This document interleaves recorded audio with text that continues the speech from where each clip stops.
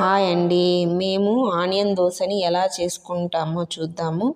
మేమైతే మిగిలిన దోశ పిండిని తీసుకొని అందులో పసుపు, కరివేపాకు, నానబెట్టిన శనగపప్పు, కొత్తిమీర, పచ్చిమిర్చి, ఆనియన్స్, తగినంత సాల్టు అన్నీ వేసేసుకొని మిక్స్ చేసుకోవాలన్నమాట. అంటే బాగా మిక్స్ అయ్యే విధంగా కలుపుకోవాలి. ఇక్కడ ఆనియన్స్ చిన్న చిన్న ముక్కలుగా కట్ చేసేసుకోండి.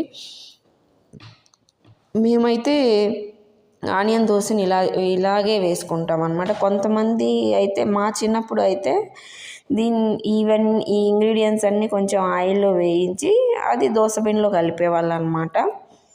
మేము ఇలా చేస్తాము.